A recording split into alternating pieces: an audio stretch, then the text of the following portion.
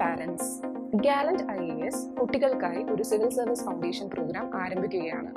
എന്തുകൊണ്ട് ഒരു civil service foundation programme എന്നല്ലേ നിങ്ങളിപ്പോൾ ആലോചിക്കുന്നത്? അതിന് അതിൻ്റെതായ കാരണങ്ങളുണ്ട്. ഒന്ന്, civil service examination is considered to be one of the toughest examination in the world. അതുകൊണ്ട് തന്നെ ഏർലി സ്റ്റേജിൽ ഉള്ള ഒരു പ്രിപ്പറേഷൻ വളരെ അനിവാര്യമാണ്. രണ്ട്, പഠനങ്ങൾ എന്താണ് സൂചിപ്പിക്കുന്നത് എന്ന് വെച്ചാൽ those who have started their preparation early has cracked this examination in the first attempt. മൂന്ന്, നമ്മൾ പലപ്പോഴും വിട്ടുപോകുന്ന സബ്ജക്ട്സ് സ്കൂൾ കലാലയങ്ങളിൽ അധികം ഫോക്കസ് കൊടുക്കാതെ പഠിപ്പിക്കുന്ന സബ്ജക്ട്സ് ആയ ഹിസ്റ്ററി, ജോഗ്രഫി, പൊളിറ്റി, എക്കണോമിക്സ് എന്നീ വിഷയങ്ങളാണ് സിവിൽ സർവീസ് സിലബസിൽ ഏറ്റവും കൂടുതൽ ഊന്നൽ കൊടുത്തിരിക്കുന്നത്. അതിനാൽ തന്നെ ഈ സിലബസിൽ വരുന്ന ടോപ്പിക്സ് ഏർലി സ്റ്റേജിൽ പഠിക്കുമ്പോൾ ഫസ്റ്റ് അറ്റംപ്റ്റിൽ തന്നെ നമുക്ക് ഈ എക്സാം ക്രാക്ക് ചെയ്യാൻ പറ്റുന്നതാണ്, അതും 21-ാം വയസ്സിൽ.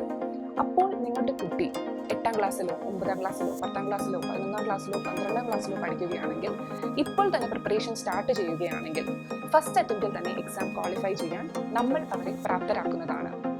അതിനാൽ നമ്മൾ ഡിവൈസ് ചെയ്തിരിക്കുന്ന ഒരു പ്രോഗ്രാം എന്താണ് എന്ന് വെച്ചാൽ, കുറച്ചുകൂടി കോംപ്രഹെൻസീവായ, വളരെ സിലബസിൽ ഊന്നൽ നൽകിക്കൊണ്ട് എല്ലാ സബ്ജക്ട്സിനെയും കോംപ്രഹെൻസീവായി കവർ ചെയ്യുന്ന ഒരു പാറ്റേൺ, ഒരു പ്ലാൻ ആണ് നമ്മളിവിടെ ഡിവൈസ് ചെയ്തിരിക്കുന്നത്.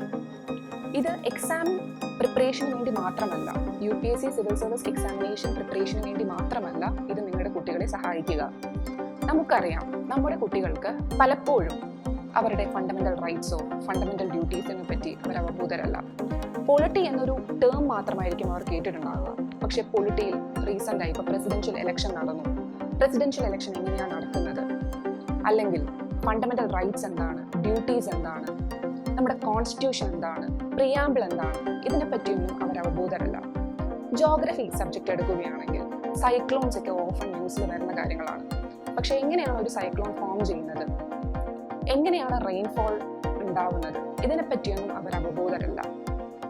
കമ്മിങ് ടു എക്കണോമിക്സ്, ഇൻഫ്ലേഷൻ, നമ്മുടെ എക്കണോമിക് സിസ്റ്റം എന്താണ് ഒരു മിക്സഡ് എക്കോണമി, ഇതെല്ലാം അവർ കാഷ്വലായി പഠിച്ചു പോകുന്ന കാര്യങ്ങളാണ്.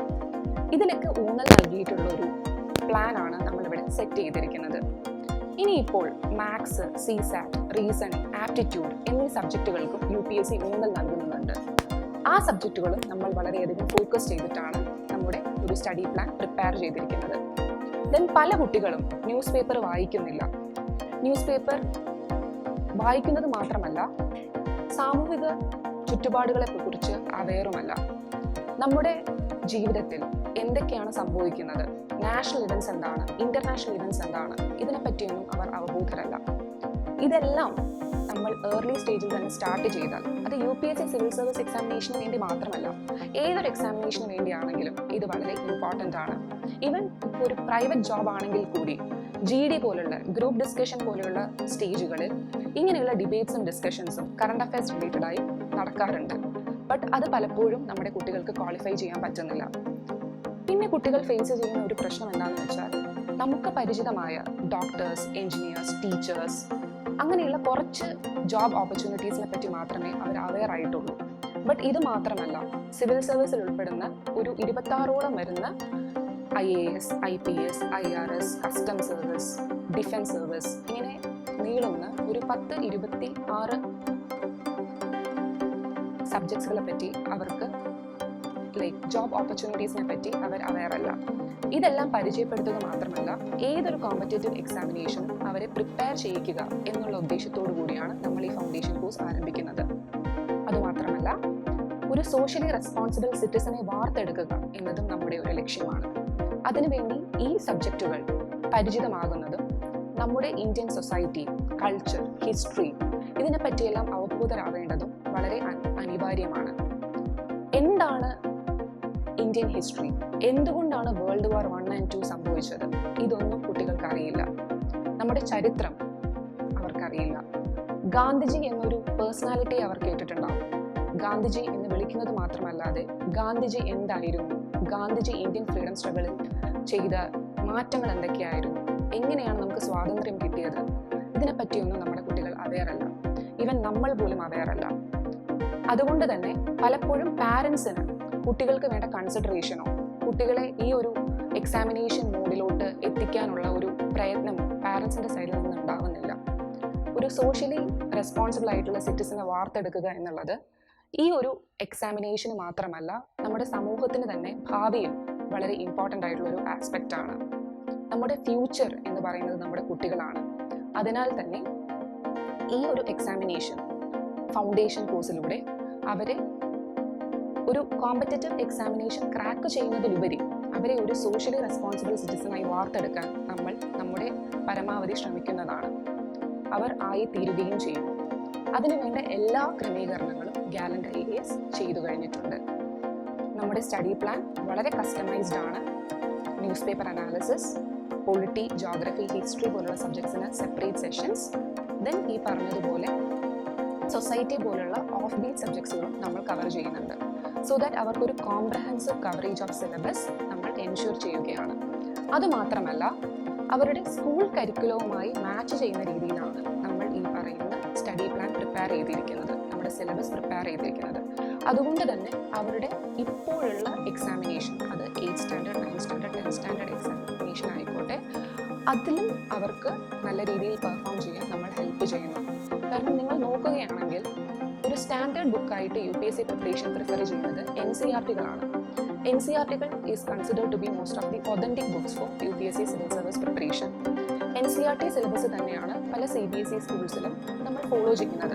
ഈവൻ ICSE ആയിക്കോട്ടെ, സ്റ്റേറ്റ് സിലബസ് ആയിക്കോട്ടെ, ഈ സബ്ജക്ട്സ് പഠിക്കുന്നതിലൂടെ അവരുടെ നോർമൽ കരിക്കുലം കൂടി നമ്മൾ കൃത്യമായി അപ്ഡേറ്റ് ചെയ്യുന്നുണ്ട്.